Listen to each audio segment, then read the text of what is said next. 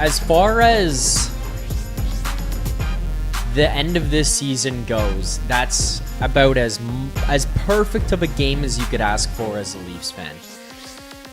And I know that it's a tough pill to swallow, and I know a lot of people in Leafs Nation, myself included, want to see the team win every single night. You want to see the team show up, battle their dicks off, win games, make the playoffs, compete for a Stanley Cup. That's the ultimate goal. That's what you want to see out of these guys every single season. That's what we're looking for. The reality is, that's not how this season is going to work. They're not going to make the playoffs. That's out of the question here now. You've lost your captain for the remainder of the year. Show up, work your nuts off, make it a competitive game, make it a tough one for the opposing team, whether you're in their barn or your own. Showcase some of the young guys. We'll get to some of that in a moment. Have your goaltenders at least feel good. Yeah, Joseph Woll gets a loss here tonight, but it's in a shootout. I thought he had a tremendous game in this one. Show some physicality, some pride, some heart. That's kind of what you're looking for. That's what you want from these guys when the season is pretty much in the tank. You lost. You did pick up a point here, but you still lost. You gained some ground on the bottom 5 teams in the NHL. You start to catch up to them a little bit. And you worked hard. I mean, all in all, I thought that this was a much more enjoyable game as a Leafs fan to watch. The last week and a half, essentially, leading into tonight, and then leading into really the third period against Anaheim the other day was really frustrating. Night in, night out, it felt like there was just game after game after game where they quit and didn't care and didn't show up, whether it was quitting on each other or quitting on the coaching staff. It really didn't matter at that point. I think the main word to take away was quit. But this one tonight, you just showed up, you worked hard, you battled, you made it a competitive game, you lost. I can be okay with that as a Leafs fan whose sights are more so set on next season than they are on what you could do this year. I would love to believe in these guys and say, yeah, they got it, rah, rah, let's win every night. But you don't want to finish in that weird middle ground or tier above the direct bottom, I guess is a better way to put it. The middle ground would be a better situation than that tier above the bottom in which you currently sit at, where you finish 6 to 10 and give Boston that pick. You finish bottom 5, you keep the pick in bottom 5. It's like a perfect game, a perfect situation. So you want to lose games. I'd rather not pick up the extra point for no reason, but sitting in a spot there where you can just battle, make it uncomfortable, get to OT, get to a shootout, I'm okay with that right now. I see a pushback on that from Philip Vespa saying, this game was not enjoyable. They got a point and they're going to ruin the tank. Well, I mean, yeah, that's fair. I can understand that point. I can understand that. I can understand that argument. But you did lose. You do get yourself a little bit closer to the bottom of the standings. And for that, I'm okay. I'm okay. Throughout the course of the show here tonight, presented by Bet365, I will take us through what happened in this game against the Buffalo Sabres, what led to the loss, some of the positives, some of the negatives that happened here in this one for the Toronto Maple Leafs tonight, between the kids to the penalties to the penalty kill and how they looked to standing up for each other, and then into obviously the shootout there, which I don't know if anybody else gets this feeling, but it seems like the Leafs have played in more shootout games since falling off a cliff since the Olympics. And I mean, even dating back a little bit before that, but just becoming this terrible team than they've played in the last 9 years that I can remember. Not combined, obviously. They've gone to enough throughout the course of those 9 years, but You look at each of one of those, I can't remember as many shootouts in a single season as what I've seen so far in like the last month and a half. Feels like every week almost, essentially. I was going to say every other game. That's not true. But every week almost, there's a shootout game mixed in there for this Leafs team, which feels like a lot right now. It feels like a lot that we're dealing with here with shootouts for this Leafs team. So we'll break that all down. Some other things to note for people who are in the chat and who are interested in participating in this one. If you're watching on Twitter and you're watching on Instagram and you want to get your comments read, I'll do my best to jump around and see how what you guys are saying, how you guys are interacting with the show. But to be honest with you, the easiest way to interact is on YouTube at the Leafs Nation 401. So make sure to jump over there, subscribe. If you don't have a YouTube channel, it's easy. Sign up there, subscribe to the channel. Make sure to jump on, get in the YouTube chat. Couple things happen. I'll read the chat throughout the entire course of the show tonight, see what you guys are saying, what your reactions are, how you feel about the game, the season, players, my thoughts as well, because the chat is as much a part of the show as it is my show sitting here and talking to you about everything that happened. I want to know how everyone in Leafs Nation feels. That's the whole point of this postgame show. How does Leafs Nation feel? How do the fans, how does the chat feel about these games? What happened here tonight? So I will bounce back and forth off the chat. If you want to guarantee that your question or your comment is read on the show, one of the main ways that you can do so, or I should say the main way that you can do so, is via Super Chat. Reminder to people, proceeds from our Super Chats go to Sick Kids Charity, Canada's #1 research-intensive children's hospital, number 3, sorry, I was reading something in the chat, number 3 in North America. So you guys get those Super Chats in. I will read all of them, whether it's a question, a comment, a concern, a frustration, if you want to rant, if you want to say that you like something, send in a Super Chat. I will read and answer all of them. So make sure to jump in there. And send in those Super Chats. The proceeds from them go to an amazing cause with Sick Kids Charity. The other way that you guys can get involved in this is kind of one of two ways here as well. Final things that I got to point out before I get back to the game here tonight. Calling into the show. I've got some thoughts that I want to get off my chest before I let you guys get involved in this one from you guys actually jumping in onto the stream. But I will open up the call line shortly. I'm going to post a link in the chat in a little bit. I'll pin it to the top. You guys click on that link, sit in the background and wait. Remember to mute yourself while you wait, but you sit in the background, you wait, and I will go through every caller that calls into the show here tonight. How do you feel? You want to come in here? You want to yell at me and tell me I'm an idiot? Go for it. You want to go and yell about the coach, the GM, the players? I don't care. You want to have a conversation. You want to ask questions. Whatever it is that you want to do in Leafs Nation, whatever you want to do as fans of this team or just people participating in the show, go ahead.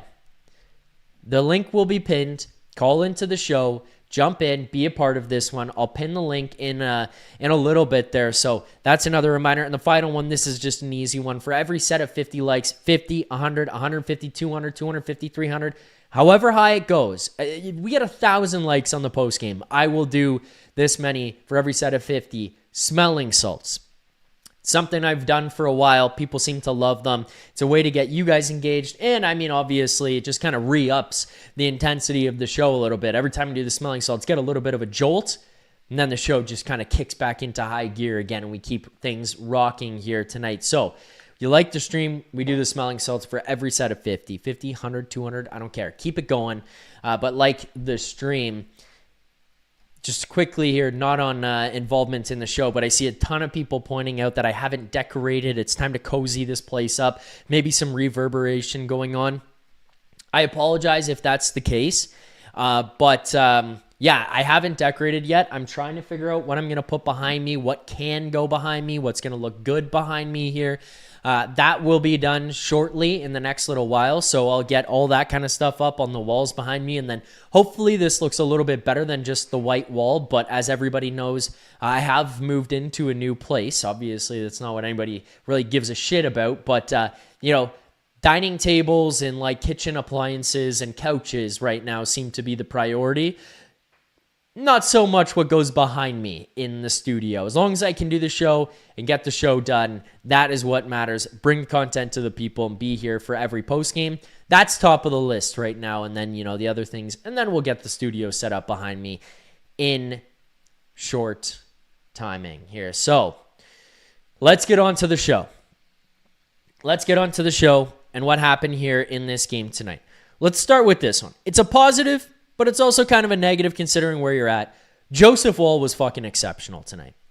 Joseph Woll was amazing. A .938 save percentage for Joe Woll. He stops 30 of 32 shots, or 31 of 33 shots, during the course of the game. Let's exclude the shootout from that one. 31 of 33 shots against for Joe Woll. He was lights out. And I'm not talking about just saves in general. I'm talking about 10-bell primo chance opportunities for the Buffalo Sabres, walking right down the middle, chances all alone, odd man rushes for Joe Woll here tonight. He was outstanding. I thought he stood on his head. I thought he was electric. I thought he gave these guys a much better chance to win this game than they probably even deserve to, especially when you consider what the shots were here. Only 18 shots for the Toronto Maple Leafs, 16 saves for Alex Lyon on the other side of the ice. But Joe Woll was the main piece of the puzzle for the Maple Leafs in terms of actually having a chance in this game. The negative side of it comes, and I tweeted it out during the game, Joe Woll has been out of his mind tonight. Shut him down. Because the negative is, if it's not for Joe Woll, you probably lose this in regulation. You did lose, and, Leafs fans can take some pride in the fact that you battled your nuts off and you lost the game, but you did pick up a point along the way. And in terms of the new goal this season, I should say, of finishing in the bottom 5 of the league to make sure that, you don't get pushed out of the bottom 5 into a 6 to 10 position. So Boston picks up your pick this season. Joe Woll doesn't necessarily help with that goal. So he was outstanding. I thought he deserved a ton of credit for the Leafs' ability to be in this one and to be competitive and to have a chance. I thought he made a ton of amazing saves. I thought he looked poised. I thought he was composed back there. I thought just his demeanor in general translated to the guys in front of him. It wasn't panicky. It wasn't slouching. It wasn't down in the dumps. He seemed to have this competitive, positive energy to him that kind of permeated throughout the rest of the group. You could tell, there was times where he would make a couple of amazing saves back to back to back and then get a stop, get a whistle. You'd see the camera cut to him, smiling, having a good time. Guys on the team telling him, hey, great stuff in there, great saves, way to save me, thank you so much, whatever. And Joe Woll was just this smiling, happy guy who seemed to be enjoying himself in net, playing an outstanding game here tonight. But again, the negative side of it is you picked up a point. You probably didn't need a point. Especially considering where you're at in the Tankathon standings. Maybe I'll just refer to it as that instead of getting myself confused about top 5, bottom 5.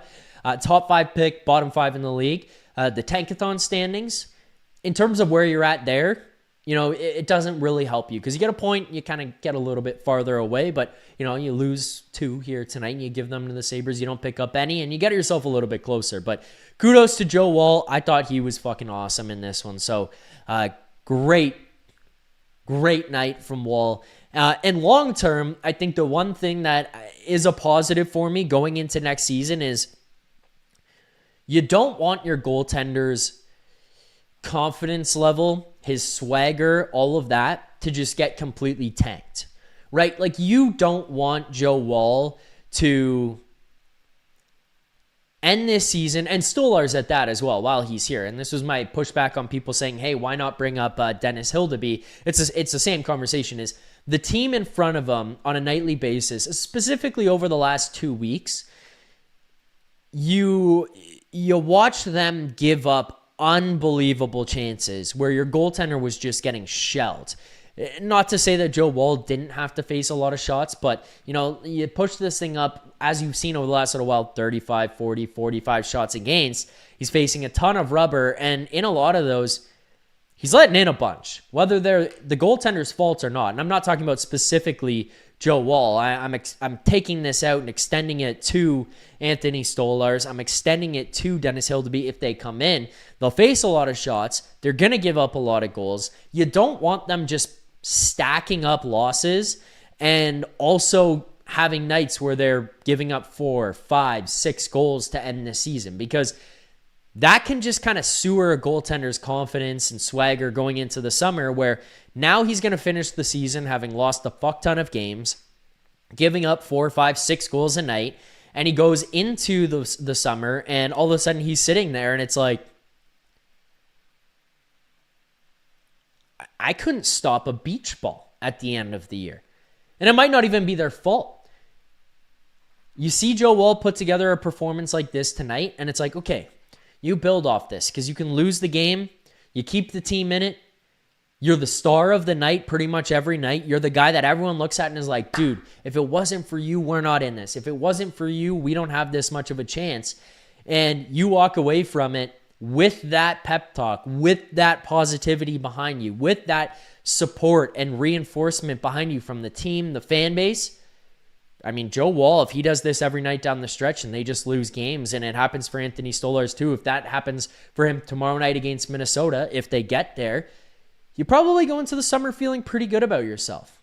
You come back next year knowing, hey, if the defense is better, if the team defense is better, if the structure is better in front of me, I don't see how my game doesn't pick up. I don't see how I don't take a .939 save percentage, stopping 31 of 33, into next season, into September, October, and I end up sitting there with a great defense in front of me, a strong structure in front of me, and, you know, saying, hey, why couldn't I be better? Why couldn't I be a Vezina caliber goaltender again next season if I keep this up? So the level of play is there, the confidence, the ability to see and track the puck is there. You carry that over. I think it sets you up well for next season. So good luck. Good night for Joseph Woll.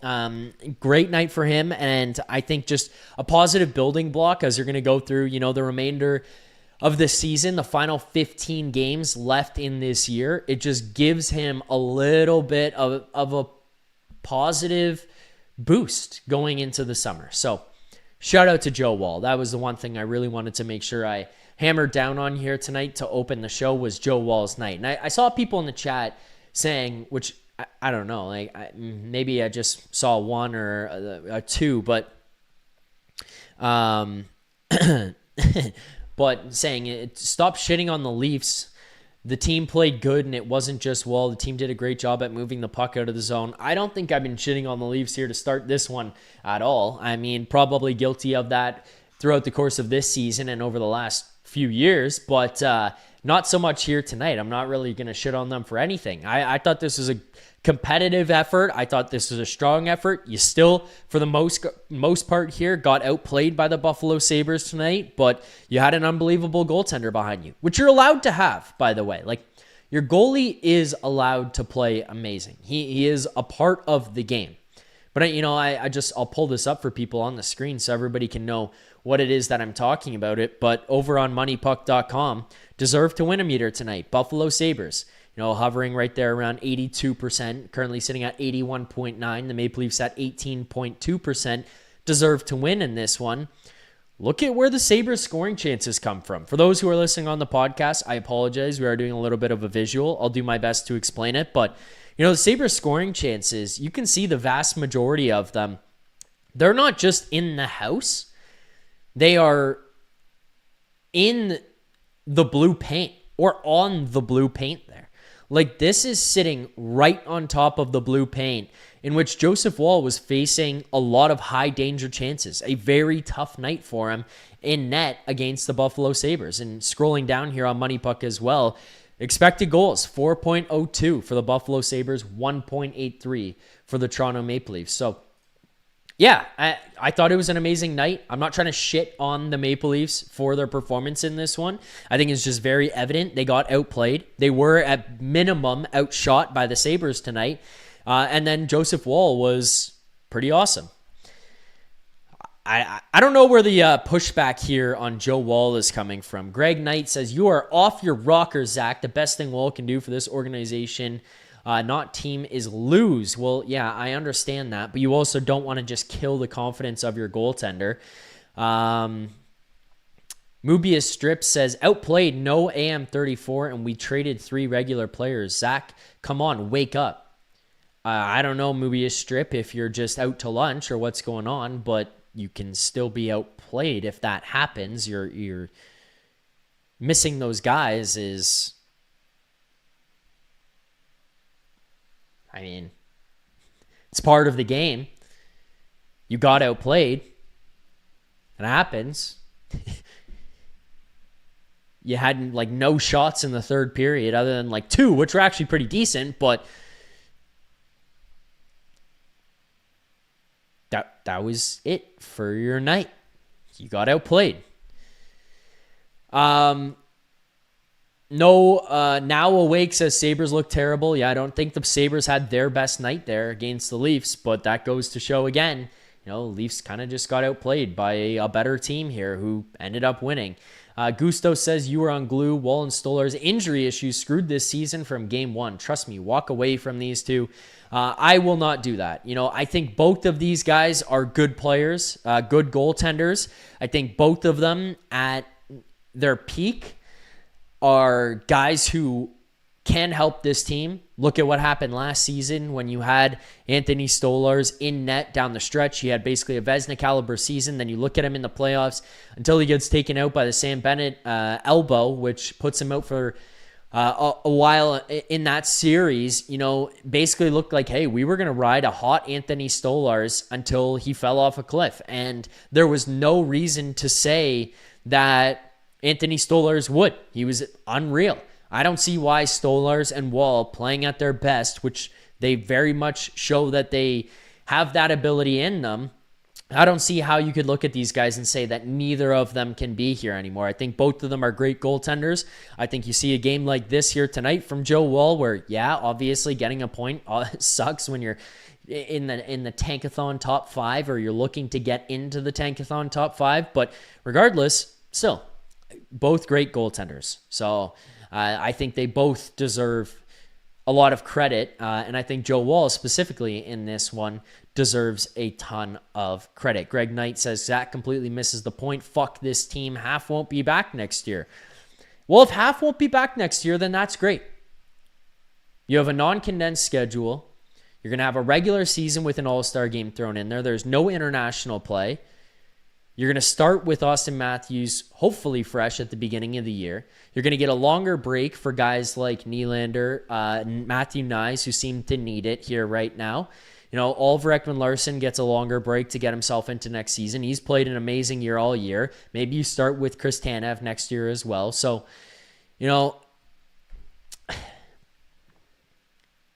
I get it. If half of them aren't here and you overhaul this roster, you're probably in a better position. So I'm okay with that. I don't mind that. I really don't.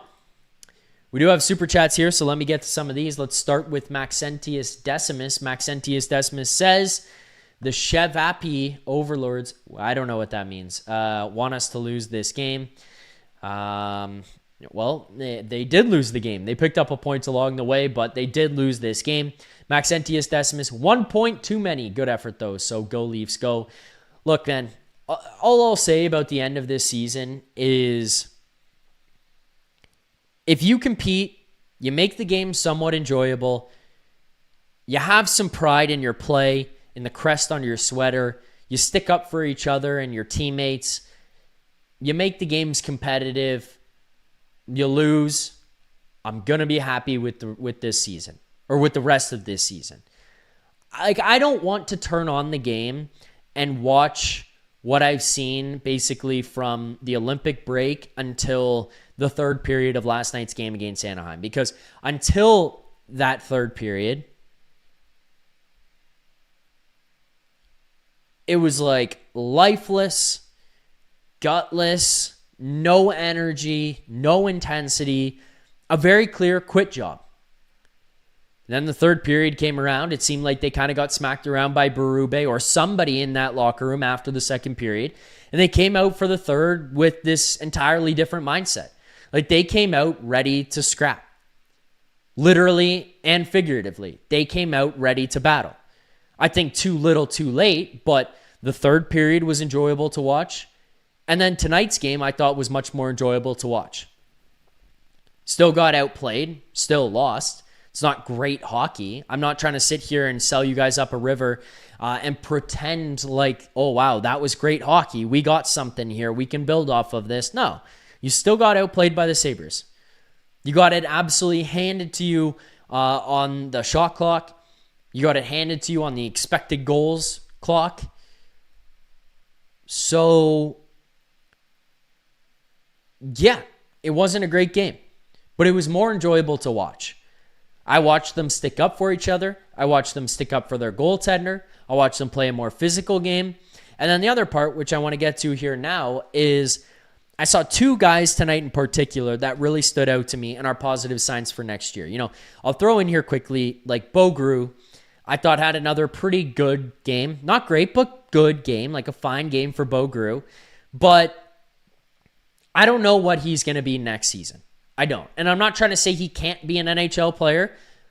I just don't know what they do in the summer. I don't know who they get rid of in this summer, who they don't re-sign in the summer. I don't know who they do go out and acquire via free agency. I don't know who they acquire via trade. I don't know. So I don't know how the competitive list is going to stack up in terms of who could and who could not make the team next year. Because you go out and you get a bunch of guys, Berube might get pushed down the list.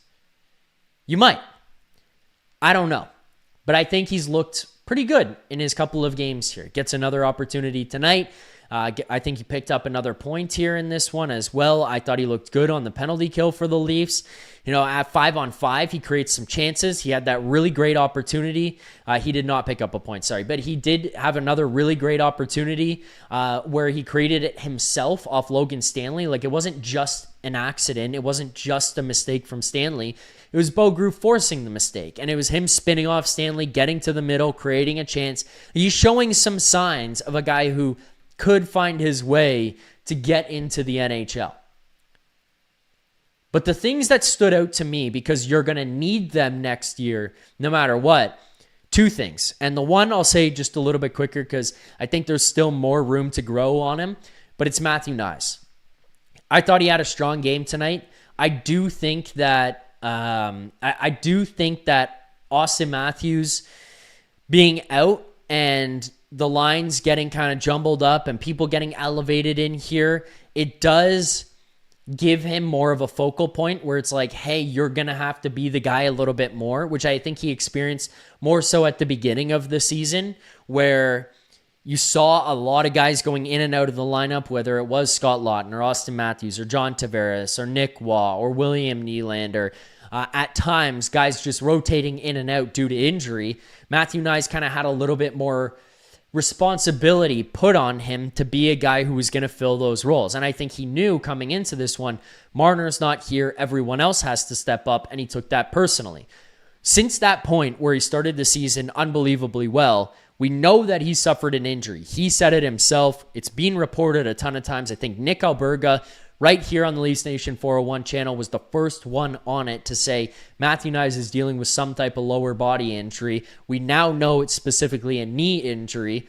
We thought coming out of the Olympic break that there was going to be this resurgence of Knies, at least I did in particular, thinking, hey, you're going to get a couple of weeks off. We know he went back to Arizona. We know he was trying to rehab and get it better. He was trying to kind of work through that with doctors and physio and everything. And then right out of the gate, it just didn't come through the way that I expected it to. You know, that play, that jump, that push through from Knies wasn't there. But I thought that this was a better game from Knies tonight. I think he stood out to me as a guy who at least made some things happen. I think he was a little bit more physical. At times, could he probably be a little bit more careful, like the Doan situation? Yeah, if it comes to the playoffs or you're in a playoff push and every point matters, yes. In a game like this, do I give a shit? No, because play that physicality, get under guys' skin, battle with guys. You want to take that penalty going in there in the board battle against Doan? Sure, whatever. Like, at least you're competing. And to me, there was just a little bit more pop, a little bit more jump to Matthew Knies' game. Did he look like the Matthew Knies that we've come used to here throughout the course of his first 2 seasons in the NHL? No, he didn't. And still in this game tonight, I don't think that Knies was right at that level, but better night from him. It wasn't like I was watching him throughout the course of this one saying lacking jump, lacking pop in his game, lacking speed, lacking physicality, which has been a knock on him, whether it's from me, whether it's from Rosie or Alberga or the chat throughout, basically from November on of this year.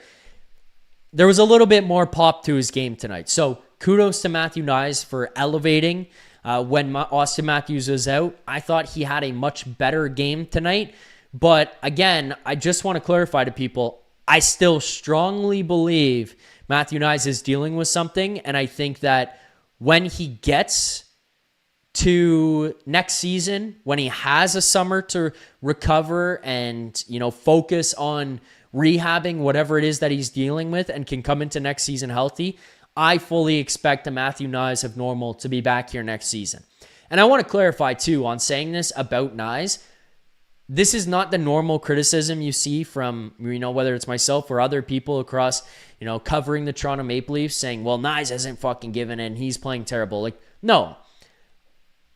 Knies, I am 100% certain, will never, ever, ever, ever cheat you on effort. I guarantee he is not a guy who will say, I'll take this shift off, I'll take this period off, I'll take this game off. I do not think he has that in his DNA. I genuinely don't. So that's why, to me, I'm trying to evaluate this and say, seeing his play get to where it is has to be because of physical limitations more than anything else. That's why when I see a game like this where he's more involved, he's making some more things happen, he's creating some more chances, he's finishing some more checks. I think it's bullshit, the arguments that the money got to him, the contract got to him, he's not that worried about playing anymore. No, fuck that. Matthew Knies, I do not think is the type of guy to do that or have that. I think he's an absolute fucking dog. And, I was more impressed with his game here tonight. Do I think he still has a lot more room to work with and another step to take here in his game back to at least where he was last season? And then hopefully another step back the year, another step up, from where he was last year in getting better into next season and just becoming a better player year after year? Yes, I think he has that, and I think he's capable of that. I just was happy to see what he did tonight. The other guy here, and it's my final point before I get to callers here, because I want to get you guys involved in the show here tonight. It's my final point here I want to make on the game, and then we'll kind of get into everything, and there's probably some stuff I'm leaving out, but I kind of want to save some of it for what you guys have to say. Easton Cowan. Did Easton Cowan make some mistakes? Yes, he did. Did Easton Cowan play the best game ever? No, he didn't. But holy shit, I had a lot of fun watching Easton Cowan in this one tonight. I thought he played with some swagger. I thought he played with some confidence. I thought he made a lot of things happen. I thought he looked creative out there. You look at some of the chances that they had, they were either on the stick of Easton Cowan or were created by the stick of Easton Cowan. I just thought that this was a positive night for Easton Cowan, and he ends up playing in this one 15 minutes and 7 seconds, which, considering where he was at 1 week ago, or 2 weeks ago for that matter, when he was healthy scratched and then playing 8 minutes a night, and Craig Berube is saying, it is what it is. It's just where he's slotted, not having that self-awareness that he's the guy who slots him there. Getting this many minutes, making a positive impact the way he did, I really enjoyed it. If he's not playing well, don't fucking play him for 15 minutes. I'm on board with that. I get it. I don't want to just reward the guy for shit and just say, hey, buddy, it's okay. you're Easton Cowan, so you're going to get to play no matter what you do. No, I don't want to see that happen. I want to make sure he's held accountable. He learns from mistakes. He doesn't kind of let his head grow too much where they're like, you get to do whatever you want, whenever you want, because we experienced that 9 years ago when some of these guys first came into the league. And I think we're seeing the negative repercussions from that play out right now. But I thought Easton Cowan looked really good tonight. Does he have a lot of room to grow? Yes, he does. Does he have a lot of physicality and maturity and weight and strength to develop? Yes, he does. Like, I'm not trying to tell you guys here on the postgame show right now that Easton Cowan has reached the level that we needed him to be at. He's amazing. I have no issues with him. No, I'm not trying to say that. But I thought he looked really good, and I had a fuck ton of fun watching him play tonight. Like, I thought he was enjoyable. I thought he was exciting. I thought that he had energy. He had some swagger. He was making plays happen. You think about the play that he made to Simone Benoit, where he's down below the goal line battling for that one. And you think about the play in overtime where he wheels up the ice. Yes, it came off of a mistake that he made earlier when he lost the puck, and then Owen Power and the Sabres took off the other way, which ended up in a prime chance for Josh Norris, which Joseph Woll saves. But then he gets back up the ice, goes up and creates an opportunity for the Leafs going the other way. So, just watching him tonight, I thought was fun. And I think that's what I'm kind of looking for down the stretch. Lose games, compete, work hard, and let's see some growth out of the young guys. Seeing that from Cowan, seeing that development, seeing that confidence grow in his game just makes me feel more positive for what he could do when it comes to camp next season, preseason next year, and then starting opening night in October for the Toronto Maple Leafs, because I don't see a situation in which Easton Cowan doesn't get those opportunities if he continues to grow and play like what he's doing right now. Does he need to clean up some mistakes? Yes, he does. Does he need to get stronger? Yes, he does. Does he need to win more battles? Yes, he does. But right now, really enjoyed what Easton Cowan brought to the table. The other thing that I want to point out here, I loved, and maybe it's just me being too horny for this type of player or this style of play, but you know what? He's a fucking Canadian Olympian, and I'm not trying to take anything away from him.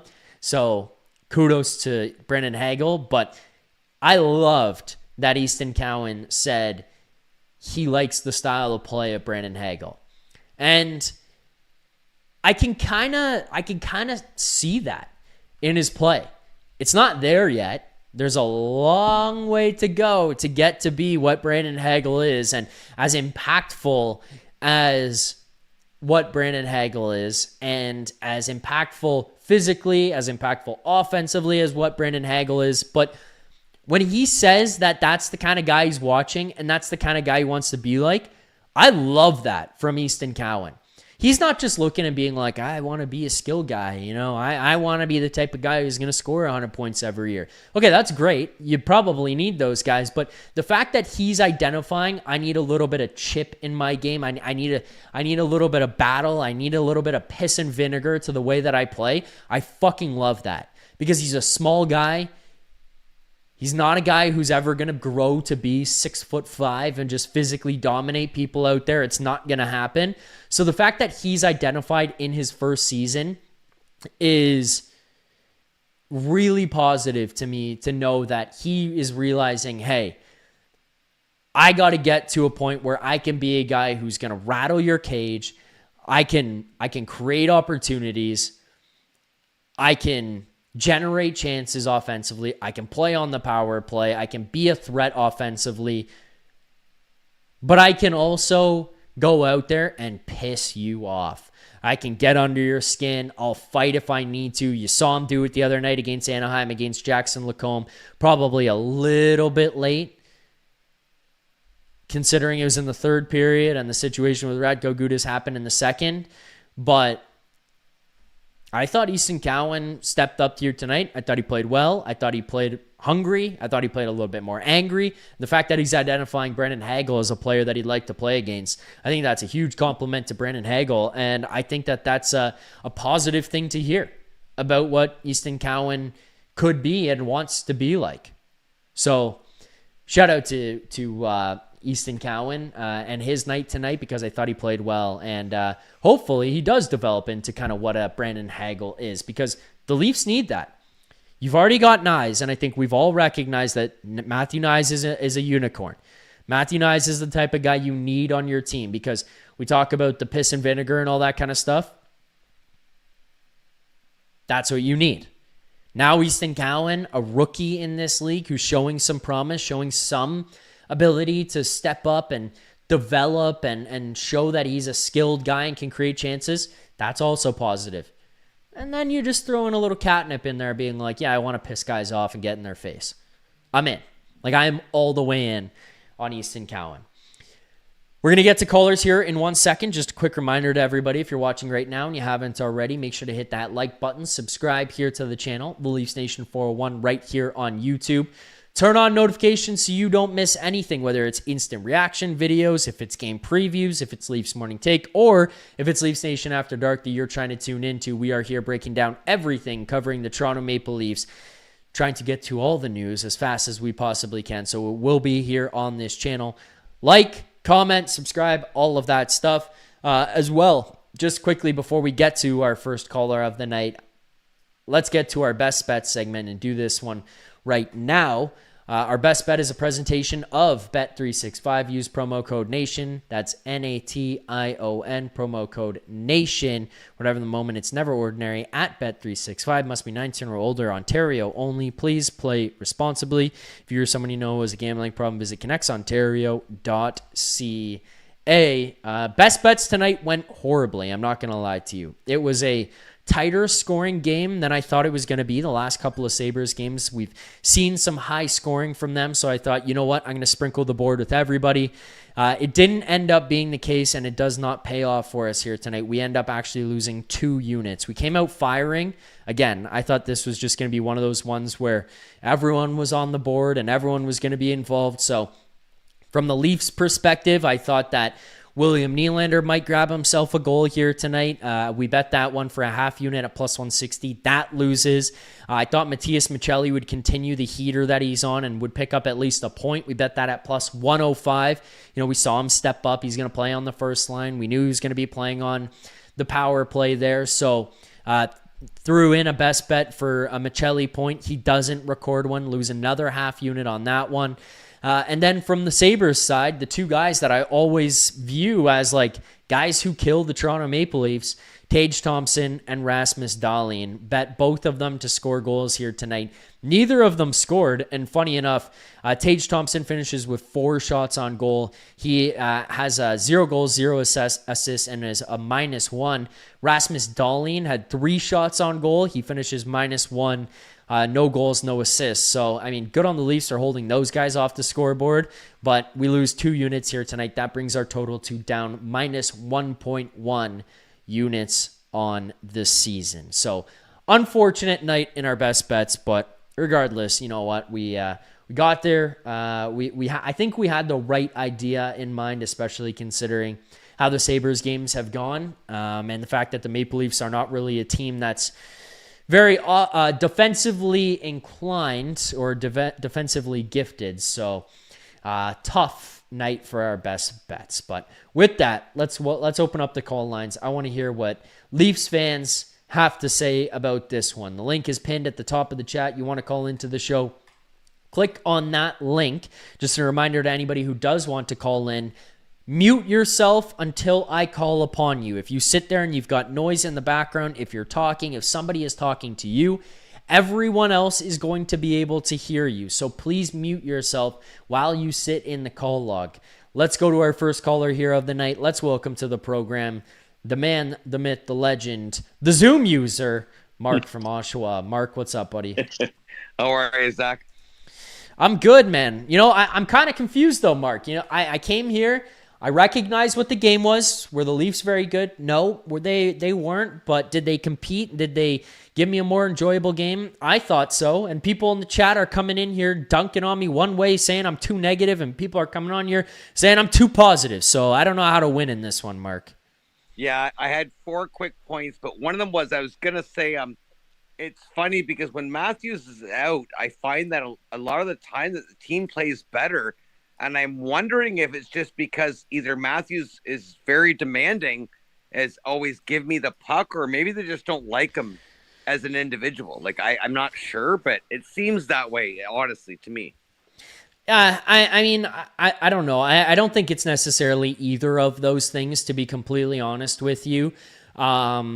I think that it's more so the fact that your captain and your star player, and obviously there's years where he's been out and he hasn't been the captain, so you need to kind of preface it with that as well. But there's been a lot of times where he's gone out, and I think the team just recognizes around him, we need to step up. Our guy isn't here. Our big boy who can take over, who can create opportunities, he's not here. So we need to step up in his absence. I don't think it has to do with not liking him. I don't think it has to do with, him being too demanding and too much give me the puck. I think it's a lot more... I think it's a lot more to do with he's out, we all have to step up in his absence. And I was going to say, what do you think that Brad Treliving has to do to convince the board that next year we'll either make the playoffs, will be better, or really things that will things that will change that we haven't seen in the last decade, I guess, in the Matthews era? Like, honestly, I'm convinced that, like, I'm a big Matthews fan, and I think that after the Anaheim game, that if I was Matthews, I would honestly ask to leave. I mean, I know Matthews, when I think about it, and I heard everybody talk online, that if it was, say, Nylander or McCowan that got hit like that, would Matthews... Cowan. There's no Mick, Mark. Sorry. It's just Cowan.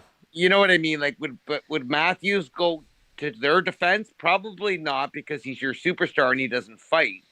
Yeah. So maybe that's why they didn't do it, but if I were him, I'd ask to leave.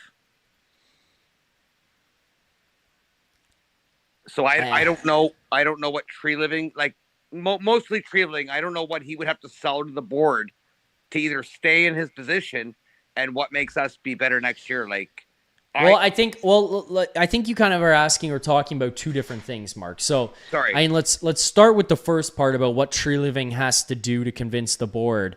Right. I don't think there's anything. I think the expectation of the board is that they will be a playoff team next year. And to be honest with you, I think there's a little bit of delusion from the board themselves about what happened and what went wrong this season. And the reason I say that is because of the letter that Keith Pelly put out to renewing season ticket holders, in that, this season didn't go our way and it was because of injuries. I'm paraphrasing, but, the gist of it was, we got unlucky with injuries, and that's why this happened effectively. And that's completely incorrect. Injuries played a factor. It was pointed out by somebody who was shitting on me for pumping up our goaltenders, saying, the goaltending injuries at the beginning of the season screwed the year. No, that's not why.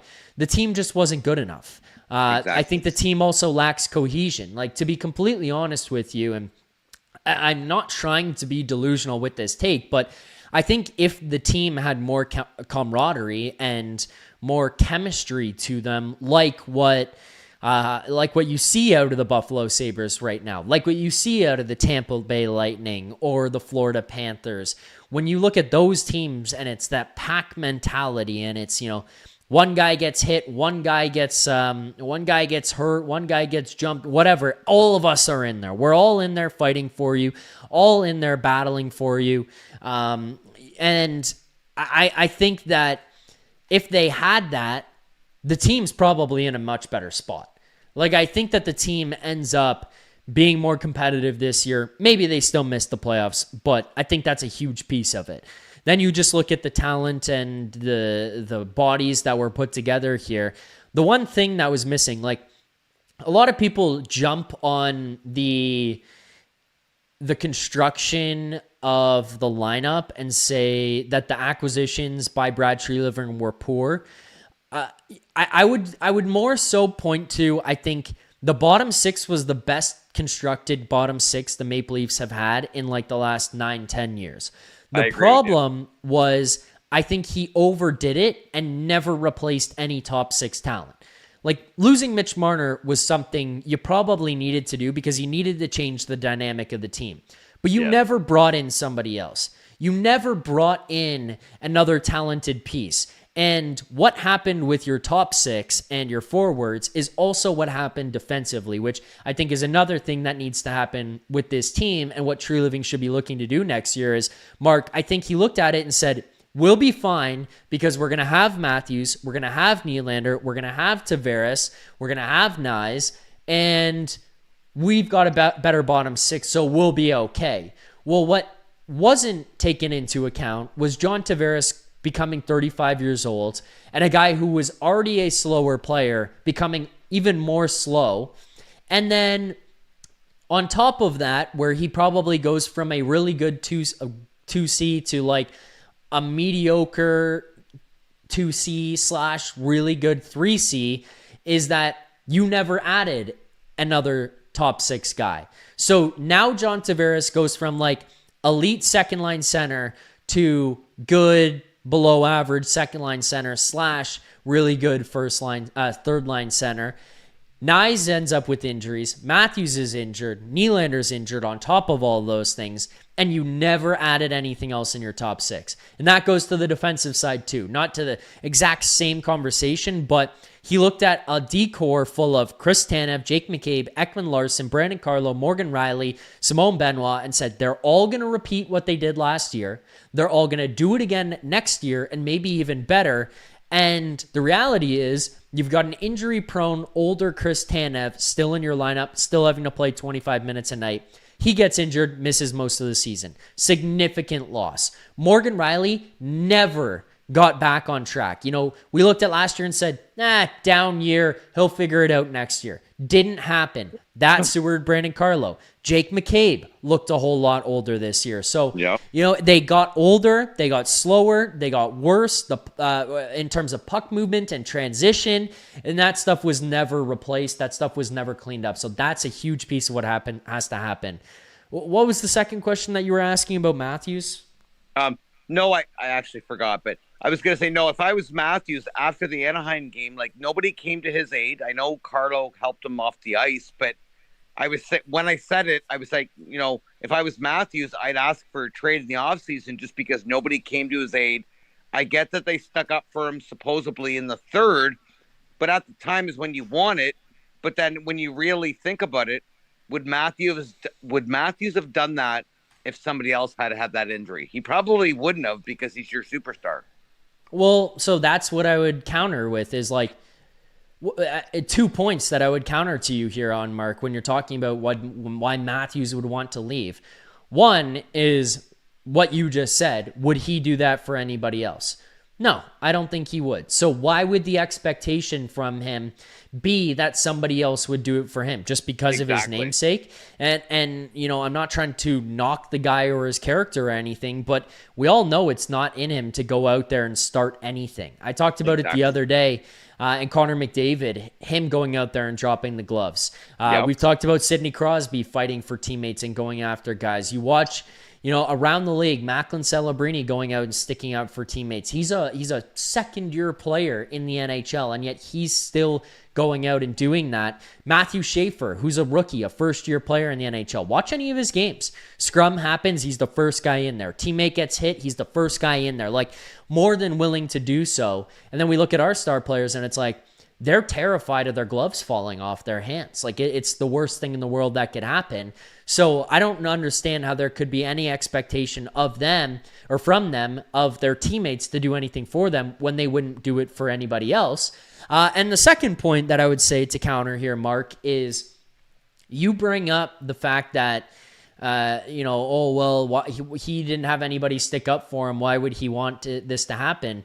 Nobody stuck up for anybody for 9 years, going on 10 here now. That's true. So what in his brain would make him think, oh, these guys just didn't stick up for me? No, this is just a group of individuals who all happen to wear the same jersey, and they don't stick up for each other ever. So there shouldn't be any expectation set in Matthews' brain that there should be some type of reaction for him, and then an ensuing frustration from Auston Matthews that nothing did happen. So I think to your point Matthews should be frustrated and would want to leave, I just completely wiped that to the side, because I don't even understand how he could look at that and say somebody should have stepped up for me. It's a weird situation that they didn't. That's off the table, because that's never happened here in Toronto for anybody ever. It doesn't happen. So why would that happen now? It would actually be an anomaly if somebody went out there and did step up for him. No, I agree with you. So I'll kind of make my other point, but I kind of wipe it at the same time. I was going to say Dakota Joshua and Max Domi, why would you keep them? Like, in general, why would you keep them? But then again, clearly they weren't on the ice at the time. But those are supposed to be your so-called tough guys. Like, even when they come on the ice, I don't think they did anything either, like to retaliate later on.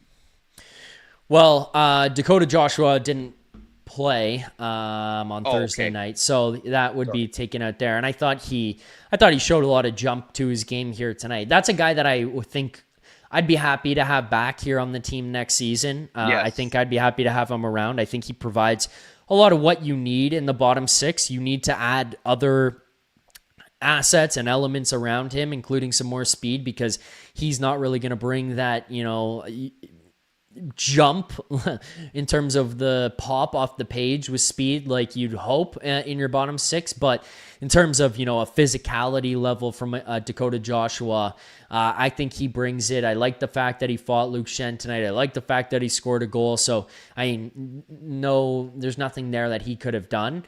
Right. In terms of Max Domi, I think he did a good job in the third period of playing with more intensity. He's more of a fan favorite than anything, is why he's still here. Well, yeah, I think specifically what you're talking about is, I don't know. I honestly don't know how to evaluate what happened for him on Thursday night, because I think part of it is he wasn't on the ice when the incident happened. I do genuinely believe Max Domi would have been in there if he was on the ice for that. I can't see a scenario in which he doesn't jump Radko Gudas, so it's a credit / a testament to Max Domi. But I don't know. He responded in the third period. He played with some intensity there. So, yeah. I'm saying that you're right, but you're right. In the last decade, since the Matthews era, no, to me, I don't think they play for each other. I think they're individual players. They're all about stats, and they really don't care about anything else. It's all about how many goals can I get. Like, even the year that Matthews got 69, every game up to that, it's like, pass Matthews the puck, let him get the 70. I know it's great, and I get it, but it's like, you're not the only player on the team. There is 23, 25 other players, whatever. It's not all about you. I get the aspect of hitting 70 goals, but it's like, that's why I feel when he's not on the ice, the players can just play, pass when it's open. If you're open, we'll pass it to you. Good for you. You know what I mean? Like, I just feel when Matthews is on the ice, the players almost think that they're obligated to give it to the guy, whether he's open or not, just because he's got a good shot and he's a high scoring player. You know what I mean? I would disagree with you. I think a lot of them getting him the puck in that one had less to do with let's get him to 70 and more like this guy scores every fucking time he touches the puck. We need to get him the puck. I don't think that that's a fair assessment, to be honest with you, about Matthews specifically in that season. I thought he was outstanding in that entire year. I think he was just one of the most dominant players in the NHL. And I don't think we would say that about Connor McDavid or, Sidney Crosby or Alex Ovechkin in years where they're racking up points and necessarily saying, oh, it's just an individual effort and it's all about them. I don't think so. I think a lot of it is just recognizing this is a guy who's going to change the game for us. And so when you get into that year, when he's scoring every single night, when he's scoring on every fucking shot that he's taking, the mindset then just becomes, why not give it to the guy who's automatic? So I disagree with you. At the end of the year, do I think it was a little bit forced? Yeah, probably. But I think they all look at him with 64, 65, 66 goals, recognize how close you are to 70 and realize this is a milestone we want to get it to. it's the same thing with Ovi chasing Gretzky's goal record and them all kind of looking at it being like, let's get him to that goal mark. Let's get him the puck every night. Like, they're forcing it, and it has nothing to do with like individualistic stats. I mean, obviously it does because it's Ovechkin's goal record, but it's not because they don't give a shit about the game. It's because like you have the number one goal scorer in NHL history on your team. In the case of Alex Ovechkin there, and saying we got to feed him the puck. Mark, any final points here before I let you go? Just last thing, I heard a rumor on Facebook, I guess, was a trade rumor in the offseason was to trade, I think it was Joseph Woll and Matthew Knies for Bobrovsky from Florida, and then sign Bobrovsky for 2 years. I don't know if you heard that. And then also just to go Mark, with that I'm point, just gonna jump in first, buddy. Facebook, I've seen like a 2% hit rate on factually correct information on Facebook. So I'd highly recommend you get over to like Twitter or something like that to find some more reliable rumors. I have not seen that. I think that makes legitimately 0% sense for the Toronto Maple Leafs. That would be like if Bill Zito for the Florida Panthers pulled off that trade.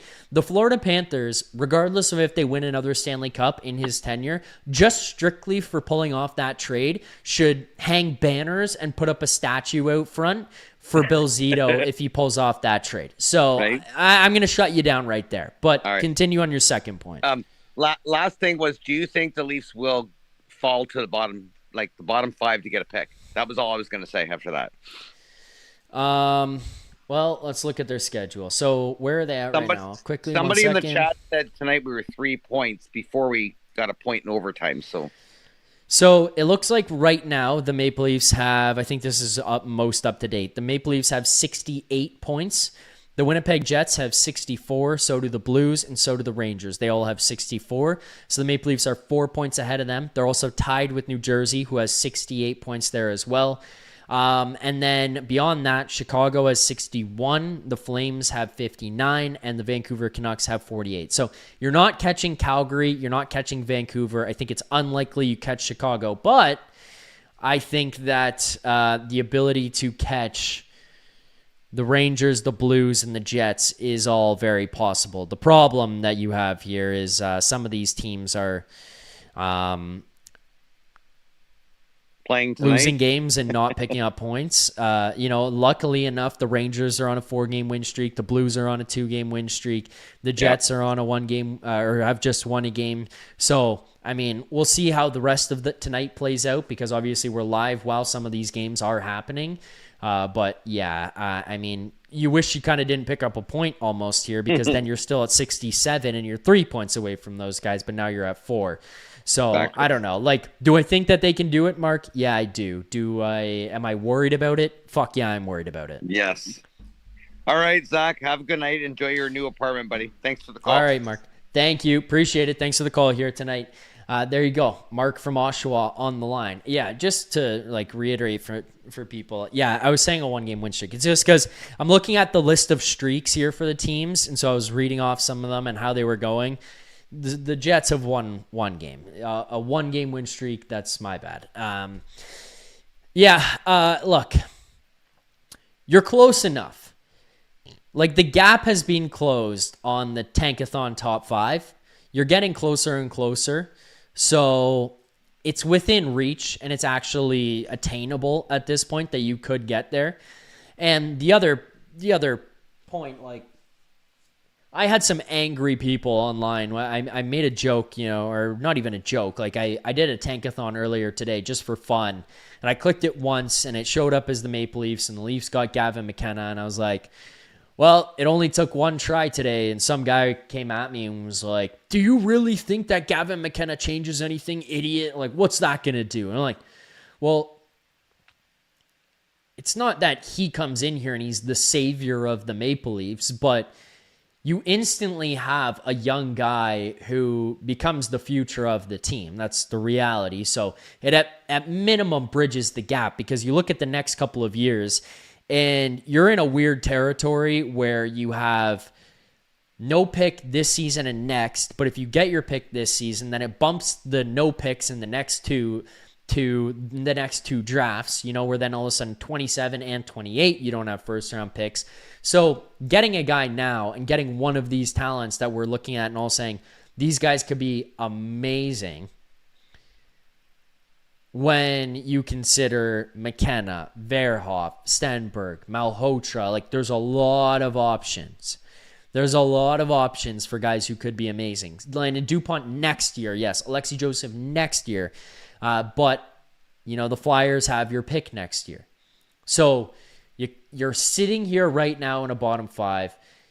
If you get a bottom five pick, you're probably not ending up there next year. And you can at least kind of bridge the gap a little bit better, where if at some point you have to sell off of a Matthews and a Nylander, you can get yourself some type of a haul back to then support the cast of whichever guy you end up bringing in, with it being McKenna or Verhoff or Stenberg, to then supplement what you have already in Knies and Cowan and your goaltender and Joseph Woll and Dennis Hildeby and Akhtiamov coming through as well. So it helps build up around that and get you into a better position. So yes, I do think it's a game changer, because the other piece of it outside of just future is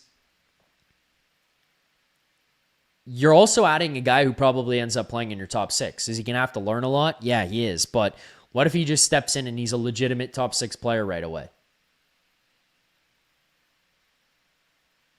We talked about you needing top six talent.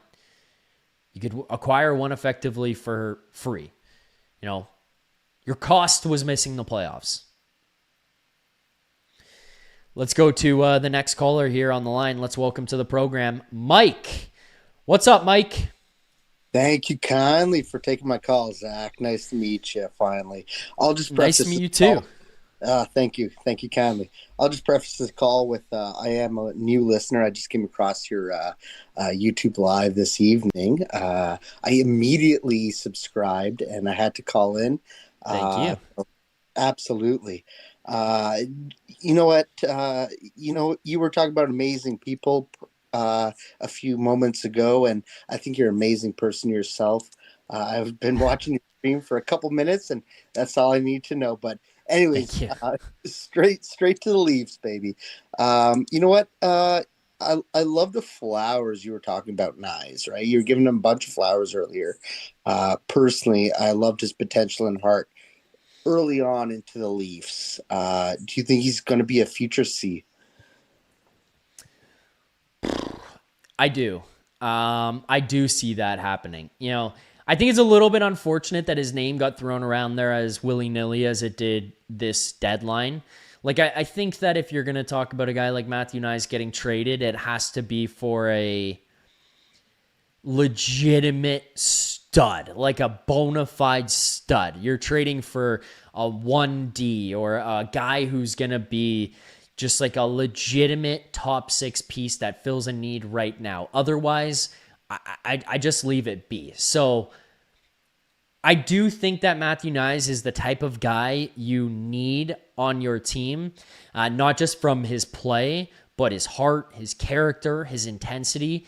And I genuinely could see Matthew Knies being the captain of this team in the future. Love that. That's exactly where my mind has been set at for a few months now, at least. Talking about C's, do you think Matthew got his C too soon? Whoa, I like that little poetic transition there. You're doing my job better than I do, so thank you for that, Mike. Do I think he got it too soon? You know what? Think about it, because these are questions that have been in my mind for months and or years. And I came across your channel, like I just said, very recently, and you're very open to your accepting callers. I mean, I might as well bounce ideas off of someone else, right? Yeah, no, I appreciate it. Yeah, and everybody's welcome to call in at any time. And I appreciate you jumping in here, subscribing to the channel right away and calling in. Much obliged. My honest answer to it is no.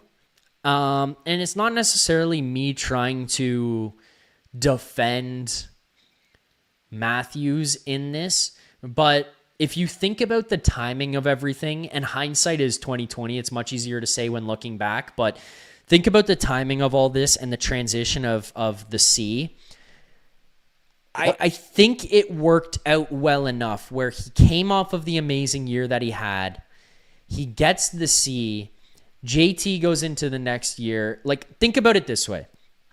If Matthews has that down year that he has last season, JT has the amazing year that he had last year, and then you get to the summer this year and you're like, John Tavares is 35. He's no longer the focal point of this team. He's taken his $4 million deal. We're going to switch the captaincy now. I think after what happened last season with Matthews and having the struggling season that he did, flaming out in the playoffs the way that the team did, I look at Game 5 and I look at Game 7 and how pathetic, to be honest, like those games were. Games 5 and 7, those were some of the more embarrassing games I've ever watched as a Leafs fan. I just couldn't believe what was going on in front of my eyes. And the captain was a part of that at that point. But if you went from those games and his comments, and who knows, maybe things play out differently if he isn't wearing it, I don't know. But if you get into the summer after that, and then you take the C off John Tavares and give it to Auston Matthews, I think it causes a lot of problems. Then, to go on top of all of this, I think if after this season where John Tavares has a down year and you include Auston Matthews in having a down year himself as well, and then you give Matthews the C now, it just looks fucked up. Like the team misses the playoffs. Matthews has a bad season. John Tavares kind of shows his age for the first time. You know that he's going to show his age more next year. And all of a sudden you're like, well, we're going to give the C to Matthews. I think that pisses people off as well. On top of the fact that they already missed playoffs, on top of the fact that the guys didn't look that great throughout the course of the year. So I think it's a little bit tough. I think Matthews was old enough to take it, so that's one piece. And then the other thing is, and I've said it before, and I know people in the chat didn't love it, but he's spoken so highly of by his peers that I have a hard time now commenting on his leadership ability as an outsider when everybody who's in the room with him, whether it's current or former Maple Leafs, or if it's Team USA teammates or Mike Sullivan or Bill Guerin or whoever, and they all speak so highly of him, who the fuck am I to say that Matthews isn't a leader? So to me, I think it's fine. And I think that changing the C when it did, in hindsight, actually works out to be a pretty perfect transition where it kind of avoids a bigger shitstorm than what it would have if you did it last summer or this summer.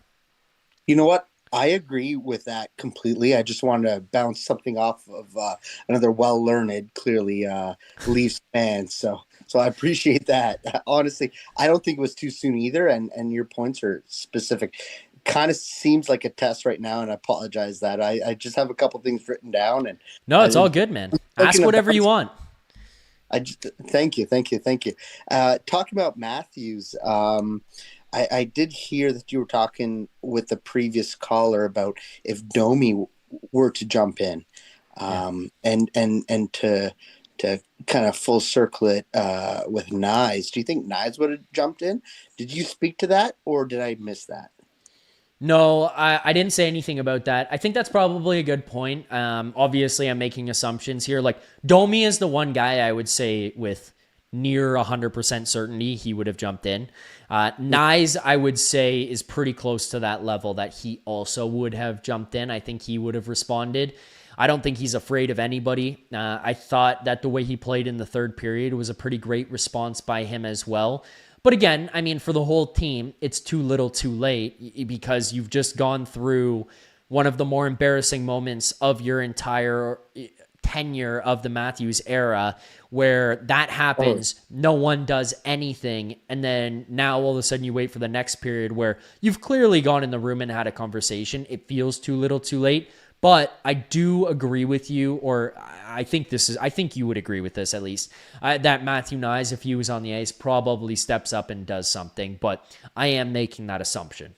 I would sure as heck hope so. Yeah. personally. I would hope so as well, but I do think he would. I also would have hoped so. I would have thought Morgan Rielly would have also done something, and he didn't. So that's why I don't know for sure.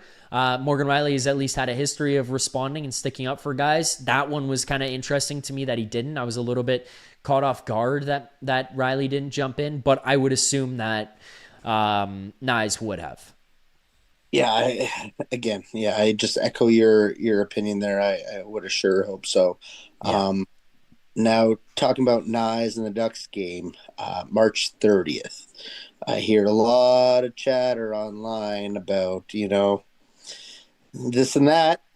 If you were the coach, if you were the Maple Leafs coach right now, if you were to take over Berube's spot, what would you say to your team for March 30th game? Whew. I'm sorry, I'm putting you on the hot spot. I don't mean to. No, it's fine. These are they're good questions. You know what? You could think about it. I got an answer for. Oh yeah, go ahead. You go. You know what? I'll articulate things that I've heard. Right. I've heard. Well, they're not going to do crap all. I've also heard that, you know what? Let's pretend there's no puck. First Leafs to touch the puck gets benched. And you know what? If you don't get kicked out of the game, you're out of the team. You know what? Obviously, that's extrapolating it to the 10th degree, and we're just having fun. But you know what?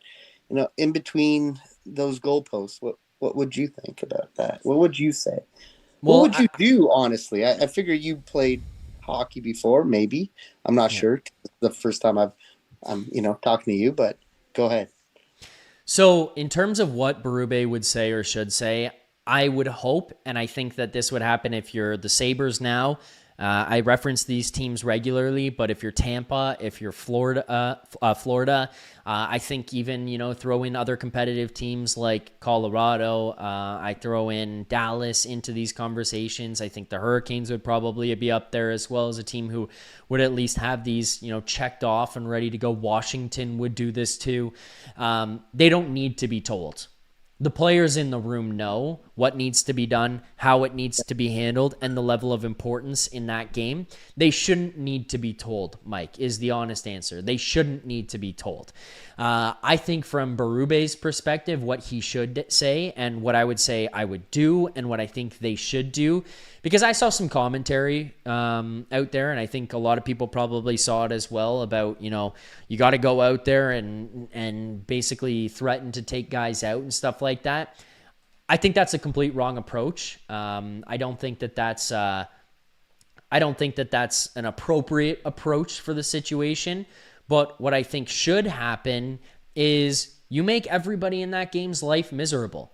If Radko Gudas plays, yes, somebody should probably fight him. I think that's just the natural course of action that needs to happen, where somebody goes out there and fights him. That just should take place. But outside of that, if you look beyond the Gudas situation, you look at your Senecas and your Cutter Gauthiers and those kinds of guys, Jackson Lacombe, you just make their lives miserable all night.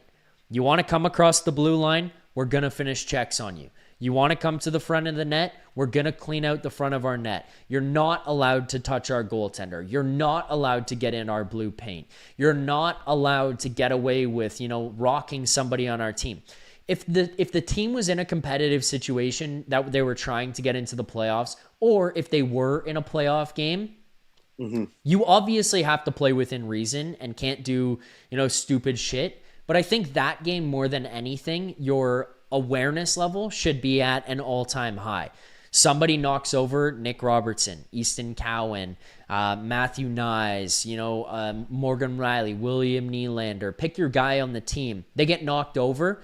That guy's going to feel it. It doesn't have to be a fight right away, but the guy has to feel it. Whether you're giving the guys cross-checks and stuff, and I'm not talking about Morgan Rielly on Ridley Gregg cross-checks. I'm talking about, the natural course of the game cross-checks. You're skating beside the guy. You can let him feel it in the hip. You can let him feel it in the elbows and stuff. Those are all normal things that most teams and normal teams and players and stuff do during the course of the game, just not the Maple Leafs. That is how that game should be played. It should be played nose to nose. The coach isn't looking for bottom five, but how does that work with a bottom five approach? I don't think that they... No. They're good questions. They're good questions. Like, I think that it should... I don't think it should change anything. I think that playing hard and playing competitive should just be something they should be doing every single night anyways, Mike. So, go out there, stick up for each other. I as somebody who wants to see the Maple Leafs get a top 5 pick, hope that they lose every game. But I kind of talked about it through the course of this game, through the course of this post-game show about the game tonight against the Sabres, is you battled your heart. I don't know if it was their hardest, but you battled hard.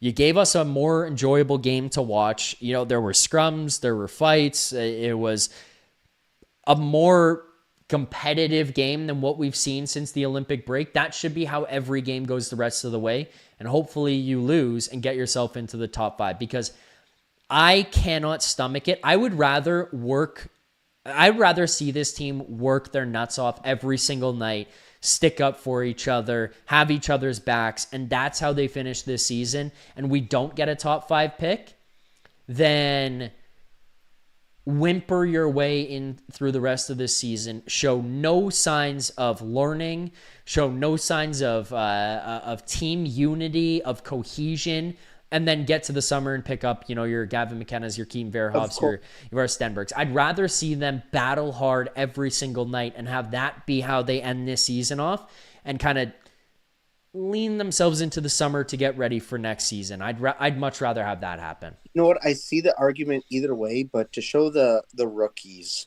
that heart, I agree with you. That's more beneficial in the long run, I think, than a single pick. Right? Yeah, obviously, don't get me wrong. I would much prefer to have the first pick than to not have it, especially considering if we don't get the pick, it goes to Boston, which makes me sick to my stomach. If it went to the Washington Capitals or the St. Louis Blues or the Utah Mammoth, in my brain, I could kind of just be like, well, it doesn't really hurt you that badly. It'll still suck because we're always going to be reminded of it for the rest of that guy's entire career. But the Boston Bruins is the one that makes me sick to my stomach. Of course, but, Cowan, I don't think Knies is susceptible to that at this point, but Cowan and a couple of the other juniors, I don't know. I mean, if they're in the locker room and everyone's just like, oh yeah, let's just throw it, I don't think that's very cohesive to our future. No, and you don't want, that's part of what I'm saying. If these guys are around a losing effort, it's different if yes, you're right. It's not good, but it's a different atmosphere if the losing effort is not giving a shit, not trying, not sticking up for each other, getting shelled, losing games big time. That to me is where you can't have those guys around. It's inheriting a bad thing that we're trying to get rid of. Right? Yeah, exactly. We are trying to shake this identity effectively that this team has developed for themselves over the last little while. So having these guys be a part of that and just not giving a shit every night, and then that's how they finish the season and that's how they spend a lot of this year, that's when it sucks. But that's where, again, it goes to, if these guys work their nuts off every night and we see more competitive efforts like what we saw from Cowan, I'm okay with that. You know what? I am definitely okay with that as well. I mean, I don't know if you have any other callers. I don't want to take up my time. If you do have a few more minutes, I do have a couple other things. It's up to you. Rattle away. Go for it. I do have one other caller here coming up, but if I know the next caller, I think he'll be okay waiting for a little bit more. If not, he's a guy who's not afraid to give me shit for it. But I'm certain he'll be okay with waiting. So, Mike, you keep going, buddy. This has been a great call. You know what? It's been a great call for me too. I'll leave out the lovey-dovey stuff, but you know what? You mentioned playing hard. You mentioned scrums, vibes, loves. I don't know if you're a baseball fan. Are you a baseball fan? Yes. Yeah, I'm a baseball So, fan. I'm not going to pretend to like know every player or any of the history course, like that, but like I do love some baseball. of course. So I kind of want to direct this into a side quest of, you know what? What do you think the Leafs love, charisma, attachments are versus the Jays that you saw last year? Is there a difference that you see? If there is, how important is that? There is a significant difference, and it's Of extremely course there is. important. One of the things that I think about the Jays team, and people who know baseball better than I do, feel free to correct me if I'm wrong. And Mike, you jump in here if you think I'm wrong here with this assessment. But were the Jays the most talented team in the MLB last year? No, I would Nope. say that they were not. Were they a top 5 talented team? I'd still probably say no. I don't know. Maybe Not people the who know first better half. than right, right. But I think people who probably know better than I would maybe start to slot them in somewhere around there. Okay, that's fair. But how would you say that they won a lot of games? Because for me, it was never say die. It was this scrappy mentality where you're battling for every inch, every hit, every play, every catch, like everything. This Maple Leafs team, I said it towards the beginning of the show. I'll reference back to it here now, but I think that with this group, if they adopted that mentality that the Jays had, we'd be in a much different position right now. Would they miss the playoffs this year? Yeah, probably. It's probably within the cards to miss the playoffs, especially considering how good Buffalo has been, Tampa has been, how good Detroit has been for most of this season, Montreal as well. It's probably really difficult to make it, but you're at least in the conversation. Right now, you're not. You're not even anywhere near it. So Yep. when you talk about the competitive atmosphere, the scrappy, never say die effort of the team, that's one thing that was missing a lot, and that would overcome a lot of the talent issues that they had. Did they still need better roster construction from Brad Treliving? Did they still need better deployment from Craig Berube? Yes, on both accounts. But that scrappy give a fuck meter, it just wasn't there. And it is really important. Ask the Buffalo Sabres. Like, the Sabres went from a team who, and I'm sure their fans and media and everybody will admit it, pathetic. Like, they were an embarrassing team. They lost and missed the playoffs for 14 consecutive years. They had one of the more embarrassing moments ever last year, where I think it was Thompson who got hit, and everyone kind of just stood around and looked around in the stands and was like, we're not going to have that happen. They don't have that anymore. Watch the way that the Buffalo Sabres stick up for each other now. Did they change much of their roster from last year? It's minimal at best, the changes that they made from last season into this season.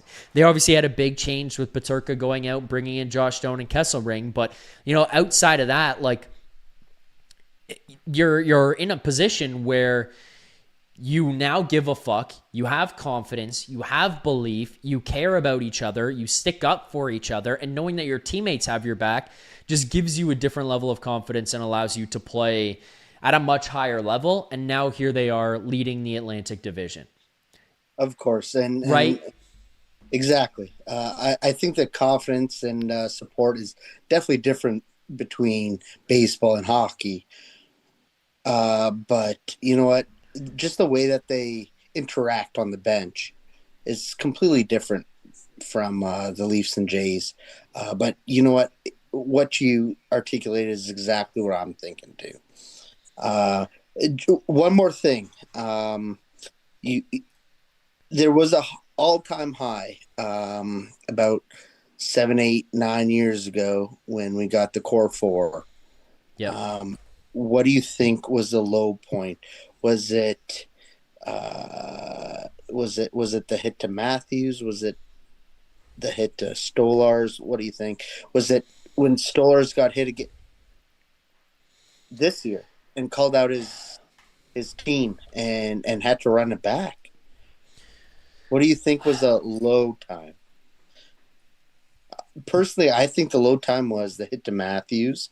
But you know what? Like, how are we going to end 2 seasons in a row with a huge hit and just feel like crap going into the summer?